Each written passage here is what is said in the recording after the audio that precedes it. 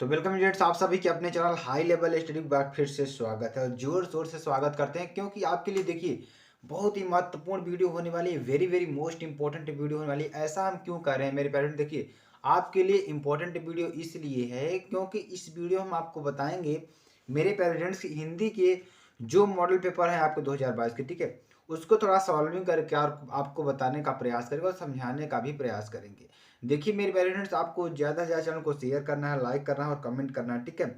आपको बिना शेयर किए बिना लाइक किए जाना ही नहीं है। और अगर आप थोड़ा चैनल को शेयर करेंगे, लाइक करेंगे, कमेंट करेंगे तो हमको थोड़ा मोटिवेशन मिलेगा और आपको अच्छी तरीके से हम बताने का प्रयास करेंगे। देखिए, समय 3 घंटे 15 मिनट आपको दिया जाएगा और पूर्णांक 70 नंबर का आपका होगा, ठीक है। सामान्य हिंदी कक्षा 10 की बात करेंगे, ठीक है, सामान्य हिंदी कक्षा 10 की बात करेंगे। बहुत ही इंपॉर्टेंट वीडियो होने वाली है, आपको लास्ट तक बने रहना है, ठीक है। चलिए, हमें इसमें करना क्या है कि प्रारंभ के 15 मिनट बच्चों को प्रश्न पत्र पढ़ने के लिए निर्धारित किए गए, यानी प्रारंभ के अगर 15 मिनट आपके जो होते हैं वो प्रश्न पत्र पढ़ने के लिए निर्धारित किए जाते हैं, ठीक है। तो आपको इतने समय में सिर्फ प्रश्न पत्र ही पढ़ना है, ठीक है। चलिए स्टार्ट करते हैं प्रश्नों को बिना समय गंवाए हुए। देखिए, पहला प्रश्न हमारा क्या है कि अति लघुत्तरी प्रश्नों को पढ़ेंगे। किसको? अति लघुत्तरी प्रश्नों को पढ़ेंगे। कलम का सिपाही किसकी जीवनी है? कलम का सिपाही किसकी जीवनी है? आपको लास्ट तक बने रहना, कहीं छोड़कर जाना नहीं है। अगर आप छोड़कर चले जाएंगे तो आप भी क्या घाटा होगा, तो आपको इसलिए छोड़कर कहीं जाना नहीं है, ठीक है। कलम का सिपाही किसकी जीवनी है? तो कलम का सिपाही, देखिए, कलम का सिपाही अमृत राय की जीवनी है। आप लोग भी क्या करिएगा कि जो क्वेश्चन आप लोग को आ रहे हैं, ठीक है, कमेंट सेक्शन में जरूर बताइएगा और आपको अच्छी तरीके से सारी चीज क्लियर हो जाएंगी। कमल का सिपाही अमृत राय की जीवनी है, ठीक है। चलिए, अगला हमारा प्रश्न क्या है? वटपी पल किसका निबंध है? वटपी पल, ठीक है, वटपी पल किसका निबंध है? तो वटपी पल रामधारी सिंह दिनकर का निबंध है। किसका है?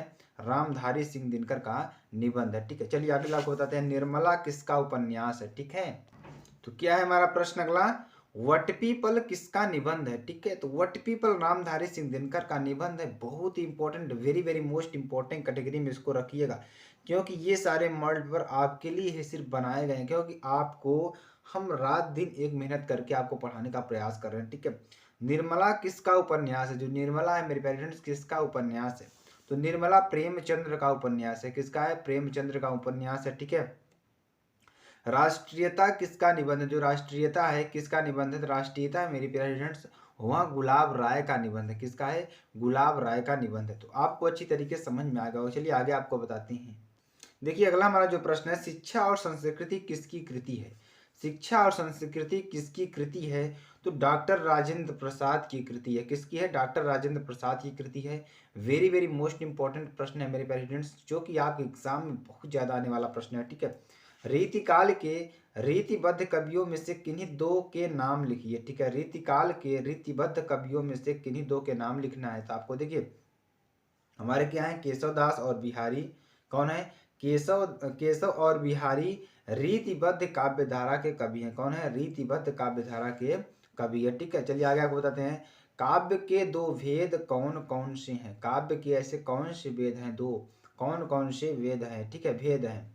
तो पहला हमारा श्रव्य काव्य है, दूसरा हमारा दृश्य काव्य है। श्रव्य काव्य मतलब क्या होता है कि जिसे हम सुनकर के आनंद लेते हैं, और श्रव्य काव्य हमारा क्या होता है? जिसे हम देख करके आनंद लेते हैं, ठीक है। जैसे अगला एग्जाम्पल देखिए, हम आपको बताते हैं, छायावाद के दो प्रमुख कवियों के नाम लिखिए और उनकी एक एक सर्वाधिक प्रसिद्ध कृति का नाम लिखिए, ठीक है।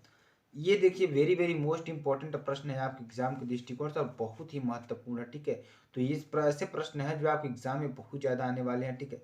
बिहारी सच सही, जो बिहारी सच सही है किसकी है? बिहारी लाल की है। और दूसरा क्या है? रामचंद्रिका। क्या है? रामचंद्रिका। ये हमारा किसका है? केशव दास का है। किसका है? केशव दास का है, ठीक है। तो वेरी वेरी मोस्ट इंपॉर्टेंट है, ये भी है आपके एग्जाम के दृष्टिकोण से, ठीक है। चलिए अब देखिए, जो हमारा अगला प्रश्न है ये वेरी वेरी मोस्ट इंपॉर्टेंट था। आपको इन प्रश्नों को अच्छी तरीके से पढ़ना है और वाच करते रहना, ठीक है। किन्हीं दो रीति मुक्त कवियों के नाम लिखिए। किन्हीं दो रीति मुक्त कवियों के नाम लिखना आपको। पहला कवि हमारे कौन है? घनानंद जी हैं और दूसरा कवि हमारे कौन है? बोधा जी हैं, ठीक है। तो ये आपके लिए बेहद ही इंपॉर्टेंट हो जाता है मेरे पेरेंट। देखिए, आपको ज्यादा से ज्यादा चैनल पर जुड़ना है, लाइक करना है, कमेंट करना और शेयर करना है। अगला प्रश्न देखिए क्या है, वेरी वेरी मोस्ट इंपॉर्टेंट ये भी है, जो कि आपके एग्जाम में बहुत बार पूछा गया प्रश्न है, ठीक है। तो दिए गए पद्य का संदर्भ सहित व्याख्या कीजिए। आपके लिए जो पद्य दिया गया है इसका आपको संदर्भ सहित व्याख्या करनी है।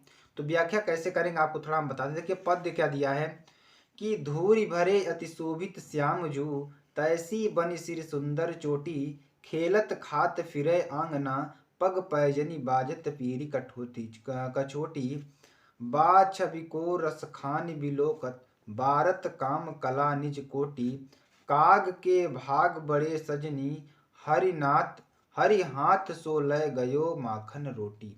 तो ये आपके लिए बेहद इंपॉर्टेंट हो सकता है। ठीक है, चलिए इसको थोड़ा आपको समझाने का प्रयास करते हैं। इसका पहले क्या लिखते हैं, संदर्भ लिखने का प्रयास करेंगे। ठीक है, तो संदर्भ में देखिए क्या लिखेंगे, प्रस्तुत पद्यांश हमारी पाठ्यपुस्तक, जो पद्यांश दिया गया है हमारी पाठ्यपुस्तक, ठीक है, किसके, हिंदी के काव्य खंड से संकलित, कहाँ से, हिंदी के काव्य खंड से संकलित, काव्य खंड में संकलित सवैये शीर्षक से उद्धृत है, जो कवि रसखान द्वारा सुजान रसखान से लिया गया है। ठीक है, तो ये रसखान जी ने लिखा है, सवैया है ये प्रकार का, और सुजान से लिया गया है। ठीक है, चलिए इसकी व्याख्या थोड़ा करके आपको बताते हैं और आपको समझाने का भी प्रयास करेंगे। देखिए व्याख्या में क्या करेंगे हम, यहाँ पे देखिए श्री कृष्ण ने अन्य भक्ति कवि रसखान, यानी कि जो श्री कृष्ण के जो अत्यंत भक्त यानी कि बहुत ज्यादा भक्त थे कि हमारे कौन थे, रसखान जी श्री कृष्ण के बहुत बड़े भक्त थे। कवि रसखान के अपने इष्ट देव का सामीप्य चाहते हैं। क्या चाहते हैं, अपने इष्ट देव, उनके इष्ट देव कौन थे, श्री कृष्ण, उनका सामीप्य चाहते हैं। उसी भावना को व्यक्त करते हुए कहते हैं कि हे ईश्वर, यदि मैं अगले जन्म में मनुष्य बनूं तो ब्रज के गोकुल गांव में निवास करूं। कहाँ करूं, गोकुल गांव में निवास करूं। यदि पशु बनूं तो मैं नित्य प्रतिनंद की गायों के बीच में चरा करूं। ठीक है, आगे कर रहा है, यदि मैं पत्थर ही बनूं तो उस पर्वत का पत्थर बनूं जिसे इंद्र द्वारा भयंकर वर्षा करने पर श्री कृष्ण ने छाता बनाकर अपने हाथ में, ठीक है, कहाँ पर, अपने हाथ पर उठा लिया था। ठीक है, उठा लिया था। और यदि मैं पक्षी योनि में जन्म लूं तो देखिए रसखान जी इतना उनके प्रेम में मगन हो गए हैं कि किन्ना किन्ना चीजें उनको बता कर रहे हैं। ठीक, कह रहे हैं, यानी कि मैं क्या बनूं, अगर पक्षी बनूं, पक्षी योनि में जन्म लूं तो वह पक्षी बनूं कि यमुना नदी किनारे अन्य पक्षियों के साथ मिलकर किसी कदम्ब के वृक्ष की डाल पर निवास करूं।